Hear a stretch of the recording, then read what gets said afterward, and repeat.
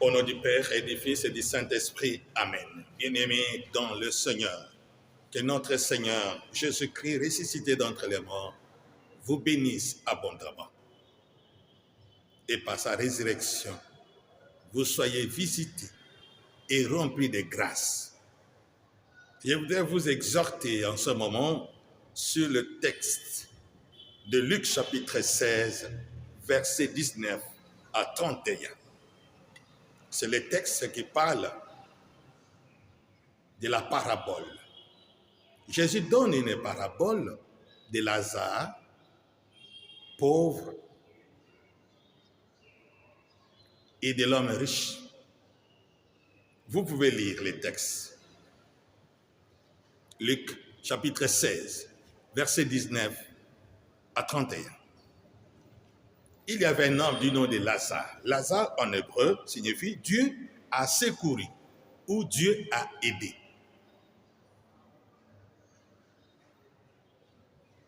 Dans ce texte et dans cette parabole, on parle de Lazare qui avait des plaies partout. Il n'avait pas un toit. Il n'avait pas un lieu pour loger, habiter. Il n'avait pas mangé. Il n'avait pas d'argent.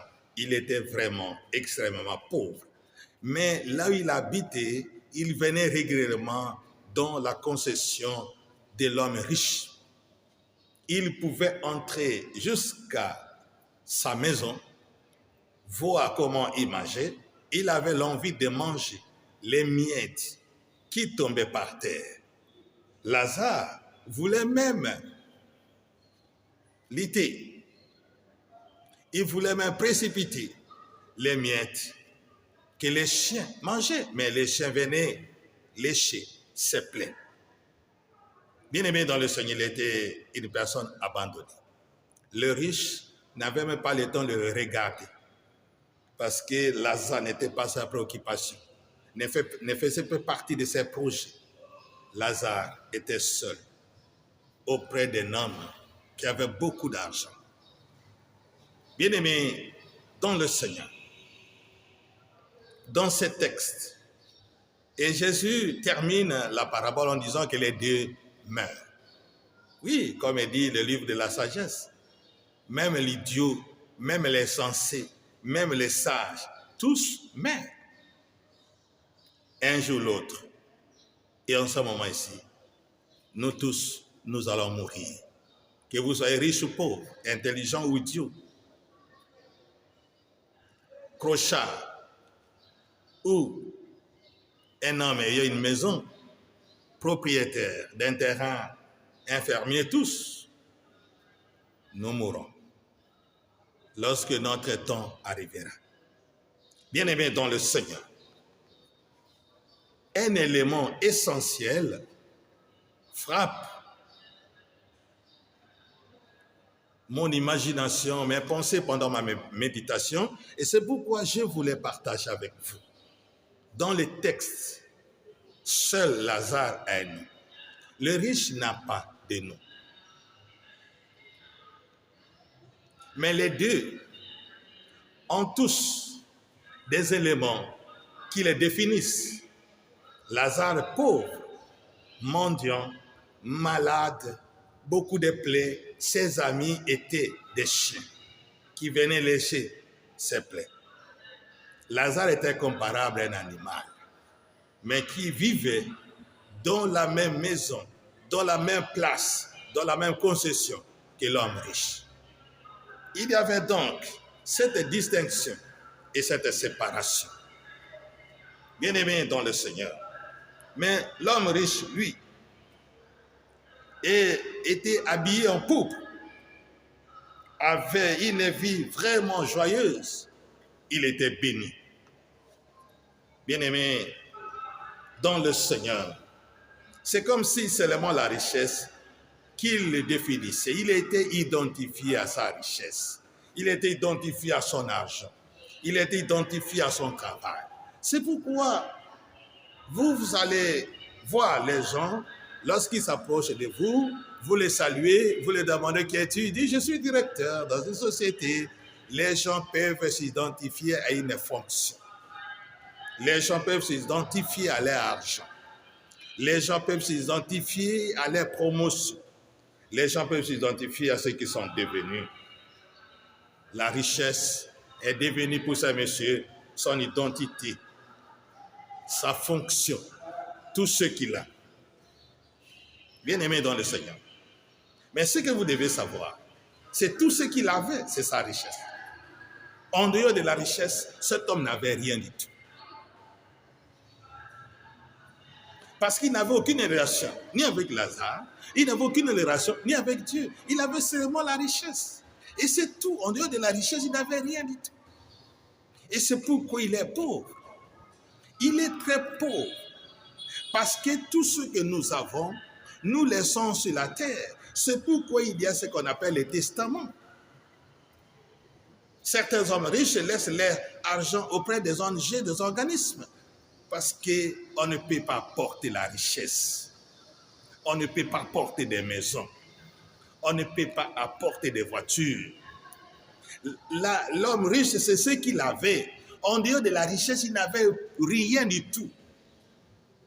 Il n'avait pas Lazare. Lazare n'était pas son ami. L'ami de Lazare était des chiens qui léchaient ses plaies. En dehors de la richesse, il n'avait rien.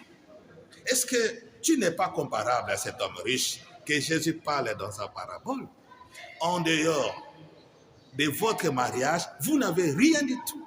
En dehors de votre business, vous n'avez rien du tout. En dehors de votre argent qui est stocké en banque, vous n'avez rien du tout. En dehors de tes multiples occupations, vous n'avez rien du tout. Vous n'avez aucune relation avec Dieu, vous n'avez aucune relation avec les serviteurs de Dieu, vous n'avez aucune relation avec les hommes et les femmes. Tu es seul avec ta richesse. Tu es un homme et une femme malheureuse, malheureux. Qui es-tu aujourd'hui?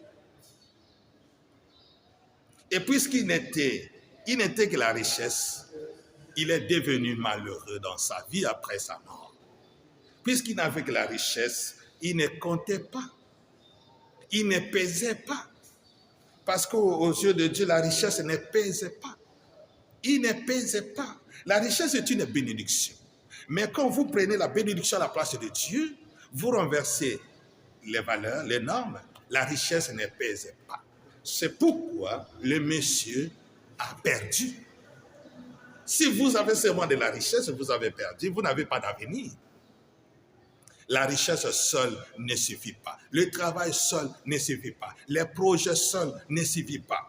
Avoir des immobiliers, des fermes, de l'argent ne suffit pas, bien-aimés dans le Seigneur. Ce que vous devez faire, c'est avoir Dieu dans votre vie. Ce n'est pas seulement de la richesse. Faites de votre richesse un chemin pour rencontrer le Seigneur. Soyez comme Zachée. Faites de votre richesse un chemin pour devenir ami de Dieu. Faites de votre richesse des amis. C'est pourquoi Jésus dit ceci. Si vous, les hommes, les femmes, mauvaises, vous ne faites pas de l'argent des amis, et qui va vous aider? Bien-aimés dans le Seigneur, vous avez de l'argent, vous ne voulez pas aider, mais qui va vous aider, vous?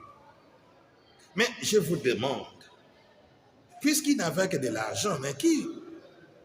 Personne ne l'a aidé après sa mort. Il est devenu un homme malheureux.